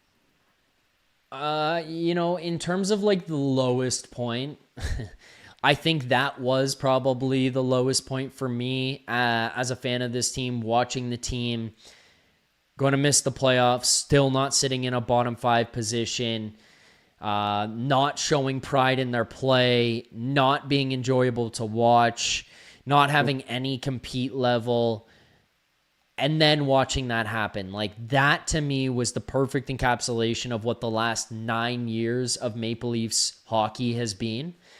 Yeah. That was like the low of the low when you consider everything that goes into it. But I mean, Mike, there's other moments like the Stolarz injury. It sucked. It sucked, but it happened. It's like, it is what it is. You just hope that the team can battle through. They can't. They lose in 7. The Game 7 game is one of the lowest points for me as well. I think Game 4 against Boston 2 years ago was a pretty low point there. The Marner puck over the glass was a low point. Losing to the Habs after being up 3-1, that was a low point. Like, you know what? Some would say that Marner being traded was the low point, but I wouldn't agree to that. I think there's at least 2 or 3 other. I think there's some bigger low points. As another low point to throw in there is Matthews getting ragdolled by Sherratt in that Montreal series and just smiling and not doing anything, and nobody else on the ice doing anything about it. I think Marner getting ragdolled by Tkachuk at the end of one of the games in the first series against Florida, and him not doing anything and no one else doing anything was also a low point. Like, there's been a lot of low points as a Leafs fan, Mike. You know what? I'm here with you. That's why I'm here, and that's why I'm a new fan. So, I do have a couple more questions, but I'll save it for the next live streams. All right, Mike. Well, I appreciate it. Before you go, I got 2 questions for you. I want to put this back on you here. So, first of all, how did you find the channel?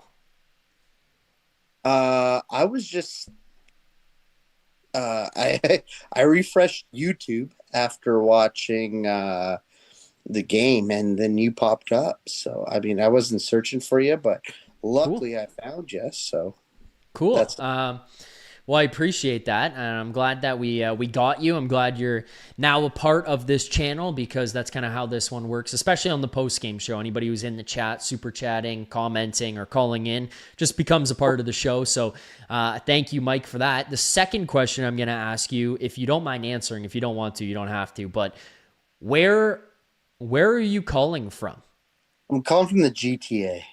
Oh, you are? Okay, because a lot of people in the chat were assuming you were American. No. Okay. No, okay. I'm not chat. I'm just focusing on these questions I had written down for you, because I just love bouncing ideas off of other people and just seeing their opinions off of it. And you're doing it live, so I figured that bounce it off you. But no, I'm GTA, and GTA proud, and Leafs fan till I die, whether it's a good thing or not. But we'll have fun. Fair enough. All right, Mike. Well, thank you for the call here tonight. I hope this isn't the last I hear from you. So, again, appreciate the call. You enjoy the rest of your night, and look forward to talking soon.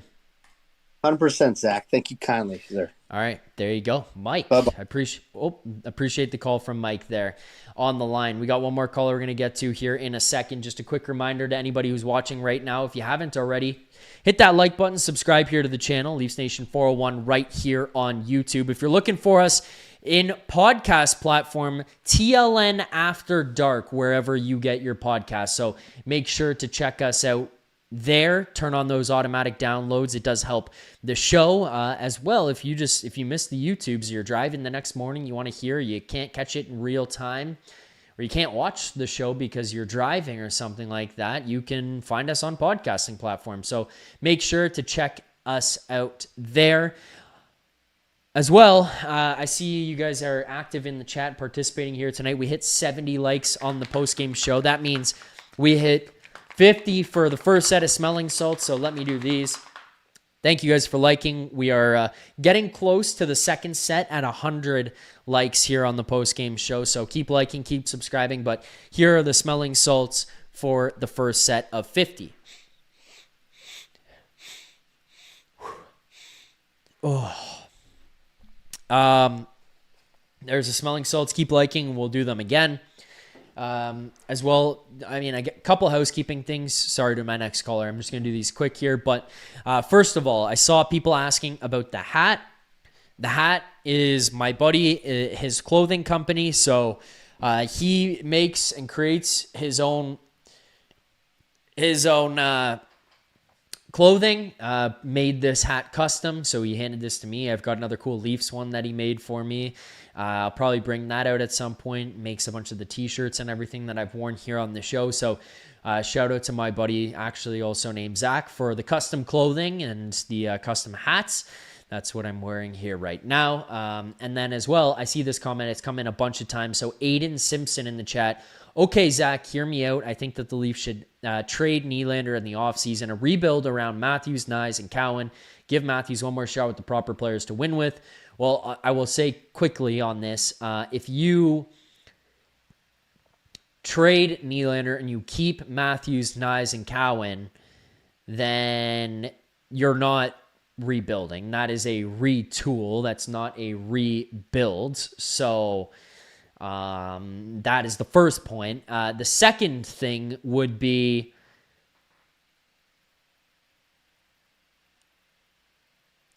you can explore a trade for Nylander, but if you're going to be competitive, then you can't just trade him for picks and prospects, which I don't know what trade partners would be available for you to do the type of trade you would need, but you need a defenseman. And I know that's kind of counterintuitive to what I said about you needing the top 6 talent, but you've never had that number 1 stud defenseman. You just haven't had it. So that's probably the thing you need to go and look for. But who's trading you the number 1 stud defenseman who plays right now in order to get William Nylander? Like, stud defensemen are hard to come by. It probably would have been easier to do when the guys were younger, not now. For that reason, it's a big piece of why I keep him. And the second piece of why I keep him is, as it's been pointed out in the chat, who's going to score? Like, Nylander's your leading goal scorer here now, the past 2 seasons. Matthews isn't scoring at the same clip. There's no guarantee he gets back to that place.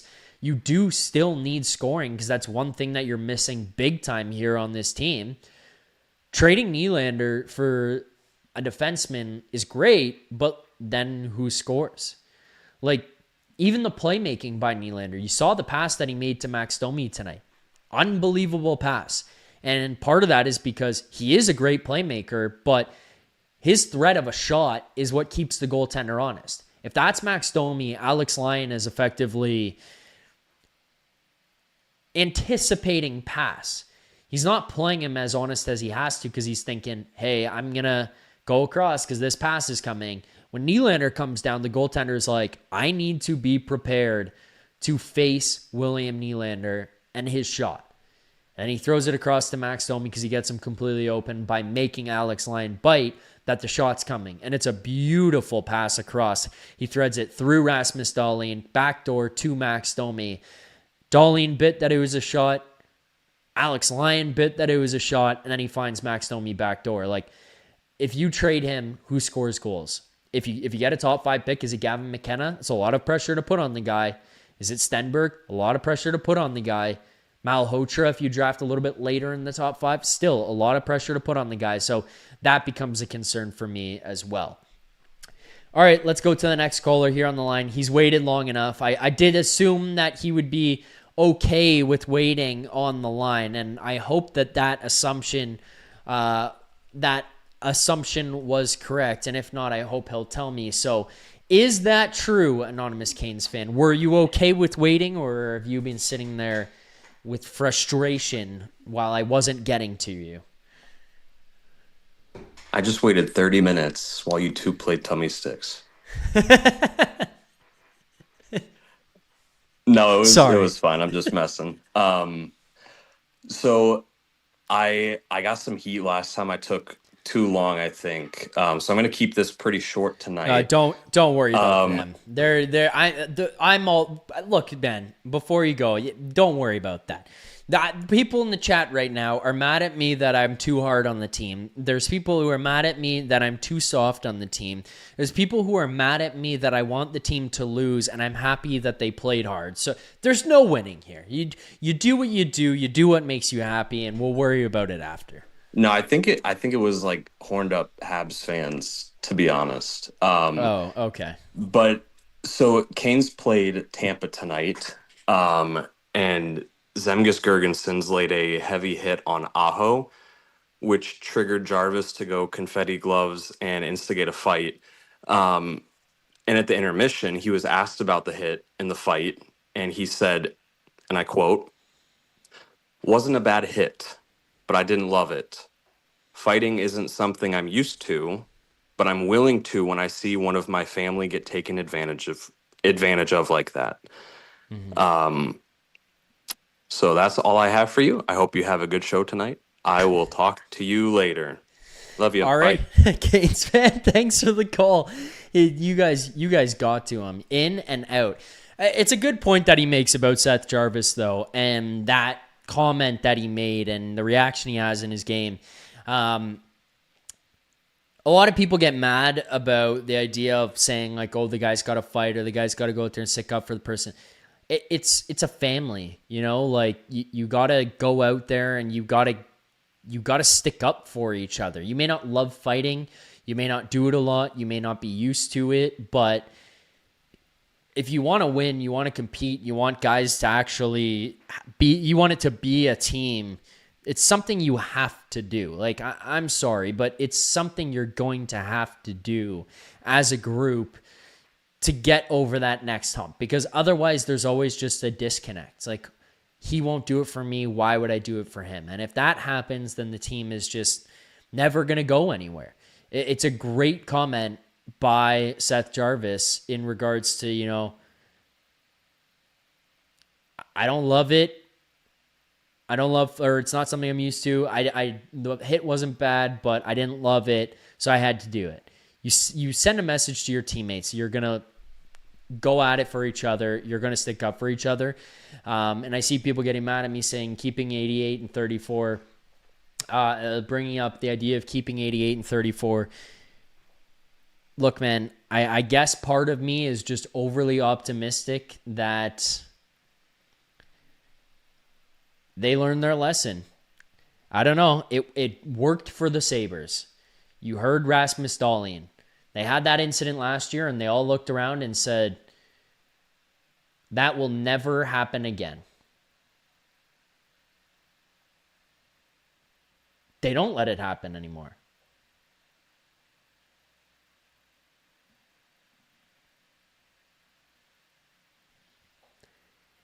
They're first in the Atlantic. We'll see what happens in the playoffs, but they're about to snap a 14-year playoff drought. Have some beers, talk about this moment, agree it'll never happen again, fix it going forward. All right, let's get to some of the stuff in the chat, and we'll wrap some stuff up here on the show. Let's go to super chat that we've got sitting here waiting that I want to make sure I answer for you guys here on the postgame show, because I saw Tom Robbins sent one and just jumped back in here. So shout out to Tom for this super chat. Tom here on the super chat line says, in the chat, which again, if people want to participate in, you guys can send in those super chats by clicking that box, and then with the $sign in it, you type the message you want to send, you select the amount you want to send, and I will read, answer, talk about every single super chat that does come through. So let's start with Tom's here before I get to the other two. Tom says, really need a top 5 pick? Question, as it's protected. With the way ping pong goes, if they finish 8th but move up to 5th, etc., does Boston still get the pick?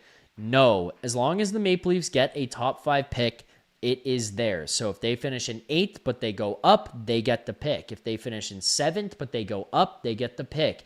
As long as when the lottery balls fall, they are in the top 5, they get the pick. The same thing could happen if they are in 5th and they get bumped out to 6th. Boston now gets the pick. Even though the Maple Leafs finished 5th worst, that pick goes outside of the top 5. It goes to 6. Now it becomes Boston. So the lottery balls will determine your fate at the end of the day, but getting into the top 5 gives you a significantly better chance of retaining that pick and picking in the top 5 than what it does if you finish outside. Because then if you finish outside, you're praying for the miracle that you bump in. If you're finishing inside, you have a much higher percentage chance of moving up or staying where you are than you do of moving down and losing that pick again.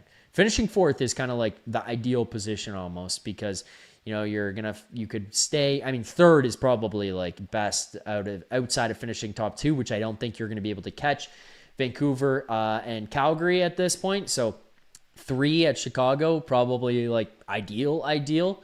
But yeah, like that's how that works. So if you get yourself to top 5, then you'd keep it.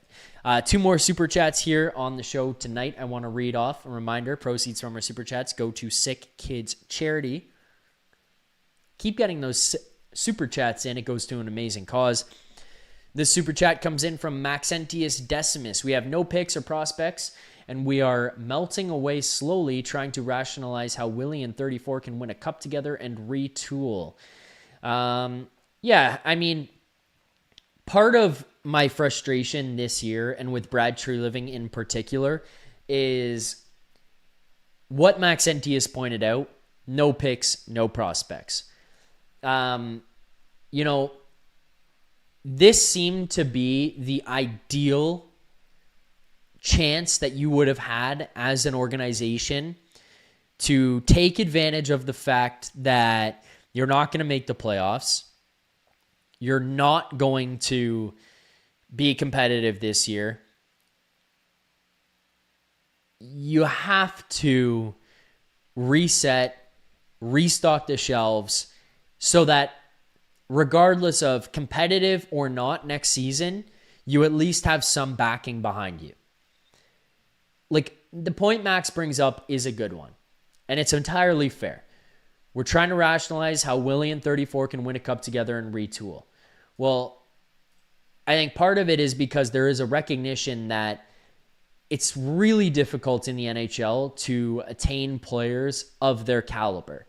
Regardless of what you think about, and myself included, about their compete, their leadership, their give a fuck, whatever you want to call it, their dog that they lack, the intensity in their game.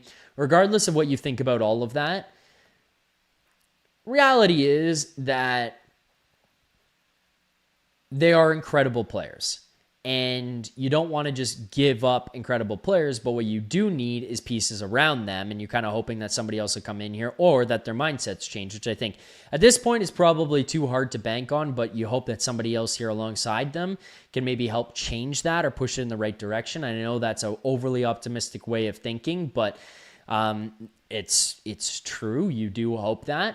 And I don't think that the organization, I don't think that MLSE, I don't think that Treliving, they want to give up on these guys that easily, unfortunately. And I think that they had an easier opportunity to maybe not give up on them, but to retool what the team was going to look like when it came to the young guys before their NMCs kicked in or no trade clauses with Matthews, Nylander, Marner, Morgan Rielly, all these guys to say, hey, we don't like this. Let's change the way that this looks. Let's change who's here. Let's trade them for something huge. They were reluctant to do so at that point. The other thing, Matthew seems very committed to being here. William Nylander loves being here and being a Toronto Maple Leaf. And if they want to be here and they want to be a part of this and they believe it can turn around, like Oliver Ekman-Larsson was dead set on, I want to be a Maple Leaf and I think we can change this next year, then okay, then maybe there is some hope in that room, but things have to change going into next season. You had to restock the cupboards this year. And that's why I was really frustrated with Treliving. And I was really frustrated with everything that I heard about how the deadline was handled.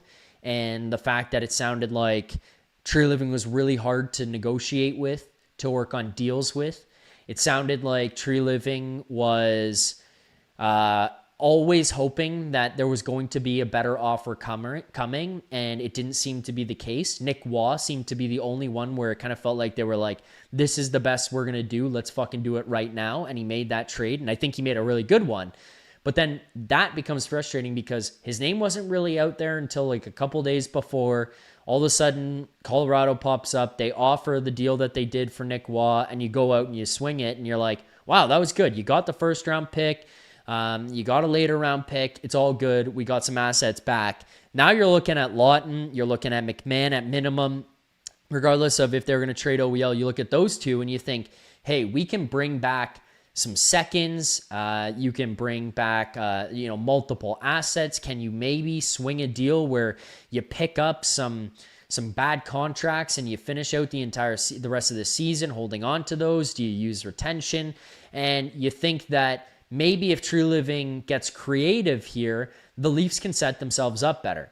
I know a lot of people were mad at me for throwing out the idea of the picking up Mangiapane, and I think people were missing the point on that one, saying we don't want Mangiapane. Well, the point was if you go out there and you pick up Mangiapane from Edmonton, maybe they throw in the first round pick, so that you have to eat that contract.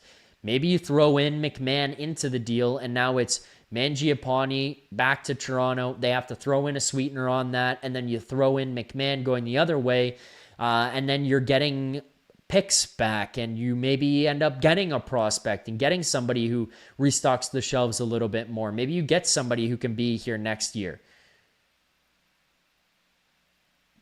That would have been the perfect execution of this deadline. Instead, Tree Living held out on both deals. By all accounts, he had better offers on the table for Lawton and for McMahon, and he thought he was going to get better, so he just kept waiting, and it never came, and you ended up getting minimal for both guys. Like, the Lawton one, by all accounts, was submitted at the last possible second before the queue was closed off. That screams desperation to me. That screams nobody else was willing to offer the price that you wanted anymore because they either got their guys or they were just saying, fuck you. And the LA Kings stepped up and said, we'll give you a third round pick, a conditional one. And great. Like, now what? You could have got a second plus earlier in the week. You missed the boat on it because you at least had a chance this year to flip this around where you got rid of guys, you opened up roster spots, you opened up salary cap, you could have retained on some guys, you could have got creative, and you could have opened things up to reload the shelves, have assets you could have traded in the summer, or at least picked guys in this summer, something you haven't really done a lot of over the last little while. And then if things go poorly next year, you've already jump-started what you're trying to do because, as it's been pointed out by a lot of people, you don't have the picks. You don't have the prospects coming through to rebuild this thing quickly. Now where you're at is if you get to next season and it doesn't work, you got minimal back at this deadline. You're going to have to move off of guys again. You probably have to trade Matthews and Nylander, and we're looking at a longer run of a rebuild. That's my problem for how this thing played out. Okay, let's go to our final couple of things so we can wrap up this show here tonight. Let's start with the play of the game. Play of the game for me is going to be the Domi goal. That's the play of the game. Just a beautiful play by William Nylander. Breaks up in speed, sells shot the entire way, gets that thing basically to the goal line as like only William Nylander can do. Threads it through Rasmus Dahlin back to Max Domi backdoor, who ends up tucking it into the empty net. It is a beautiful play, a beautiful pass. It was fucking awesome to watch that. Fun play. Domi recognized right away how amazing of a play it was, and just excellent playmaking by William Nylander to make that one happen. The player of the game to shout out is Joseph Woll. Obviously, we'd rather pick up no points than 1 point, and Joseph Woll is a prime reason why the Maple Leafs ended up getting a point here tonight, but he was out of his mind. Like, I thought Joseph Woll played an excellent game here tonight. I think confidence-wise, it's a good thing for him to have to close out this season, but he's the player of the game for me. He was by far the standout. Quickly, before we get to the grade of the game, and if you guys want to start sending your grades of the game into the chat, we're going to do something that we're going to do every game down the stretch here throughout the rest of the season. We're going to do the Tankathon. So let's head on over to Tankathon.com, the NHL version. We're going to do this on the mock draft here now because I want to see, where do the Leafs sit and who is it that they're going to be drafting if they do move up, and if not, who is it that the Boston Bruins are going to be drafting. So head on over to the Tankathon. Ladies and gentlemen, boys and girls, you know the rules. One sim. Let's get to it. The Winnipeg Jets get Gavin McKenna. The Maple Leafs do not go anywhere. They still sit at 7th, which means the Boston Bruins pick up Ethan Belkitz as the 7th overall pick. The Vancouver Canucks end up picking 2nd. They get Ivar Stenberg. The Calgary Flames pick up Alberts Schmitz. The Chicago Blackhawks draft Keaton Verhoff, and the New York Rangers get Chase Reed. But the Toronto Maple Leafs forfeit their pick to the Boston Bruins. That is your one Tankathon for the night. Final thing here, grade of the game. You guys send your grades in. Maybe it's easier to give player grades, actually. Mitchell did it in the chat because I don't really know how to analyze the game as a whole, in terms of, okay, I want to lose. They played more competitive. They played better. Some guys played really well. You look at the special teams. We can make analysis of the special teams and how each of the teams did, or each of the units did in that one. You look at this one. The Toronto Maple Leafs go 3 for 4 on the penalty kill here tonight. The Sabres had 1 power play goal on 4 attempts. The Leafs went 0 for 2 on their power plays, so tough there. But I thought their penalty kill yet again did look good tonight. I thought that Bo Grew, looked good on the penalty kill as well. So Grew, I would give like a B+ here tonight. Pizzetta ends up only playing, I think it was 6 minutes and 30 seconds, which to me is just nuts considering Craig Berube was all gung-ho about getting Pizzetta into the lineup. Great. Well, now you're playing him 6.5 minutes, like 3 minutes and 45 seconds the other night, 6.5 tonight. Nice, man. The fans in Buffalo tonight, A+ for still traveling. It's a tough barn to get into right now, but Leafs fans still showed up and showed out in Buffalo. Joseph Woll was an A+. Easton Cowan, I will give an A-. I thought he was good. I thought he was really creative. I think he still makes some softer plays, some mistakes that way. He still loses some battles and gets pushed off the puck a little bit easier, but, the creativity he showed, I thought was really fun to see. I thought he drove some play. I thought he created some really good opportunities for the Leafs. So an A- for me here tonight. Still room for growth. Still didn't shoot the puck quite as much. Only 1 shot on goal in this game tonight, but a much better night from Easton Cowan, and I was happy to see how he played. William Nylander, I will give an A. I thought he had a really good night here. Picks up 1 assist on that Domi goal. Other than that, there wasn't too much created. Defensively, just in terms of the group and the team as a whole, I'm going to give like a C-, a D+. Yeah, D+ actually I'll give them. Like, they are still atrocious defensively. They competed harder, but it's prime opportunity after prime opportunity. And the amount of times that if you were to get up and walk away from the TV for 2 minutes and you come back and you sit down and they're sitting in the defensive zone, you would think that they're on a penalty kill. Like, you would legitimately think they have 1 less guy on the ice than what the opposition does, because they're all just standing around while the opposing team does whatever the fuck they want with all the time, all the space in the world to create opportunities, get to the middle, get prime chances. Like, Joseph Woll has an A+ night, and part of why he has to have an A+ night is because he faced chance after chance after chance and high danger chance after high danger chance. So it was tough for Joseph Woll. He had an outstanding night, but defensively, they're still really bad. Like, they are still really struggling there. So, yeah, that's the tough part of watching this team right now, is in the D zone. It's just terrible right now. JT, he was fine. I don't know, like a B+ for JT, I guess. Max Domi plays in his 800th game, so shout out to him. Scores the goal in his 800th game. That's fun. Dakota Joshua, I'll give a B+ here tonight. Actually, I'll give him like an A-. He's a bottom six guy you want playing in your bottom six. I think he can score goals. I think he can create some offense. I think he can bring some physicality to the lineup. And I think that's kind of on display tonight. In a more competitive season, you're probably getting more out of the guy, and he looks a little bit better because he's not just like standing out as the only guy who's creating anything in your bottom six. But I think as a bottom six player, that's kind of what you're looking for. So, it's a B+ for Dakota Joshua. The things that don't make sense to me in a night like this is when you look down at the lineup and it's like, there's Quillen again with 10 minutes. Yarncroke plays 10.5 minutes. I don't know. Did anybody notice Yarncroke tonight? Because for me, like, obviously I did. I see him out there, but he's not doing anything. He's just a guy. McCabe looked a little bit better. Carlo looked like he had a better game. I don't know. That's kind of my evaluation of grades.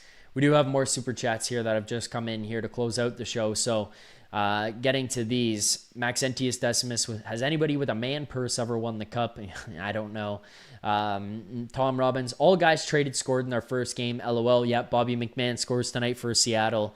I'll be honest, I don't know what the hell the Seattle Kraken are as a team, but I guess if they wanted to give up picks to get McMahon, go for it. I don't know if he re-signs there in the offseason. I don't know what his plans are, but it's an interesting team. Brain12781 says, why are they not tanking correctly? Brain, great question.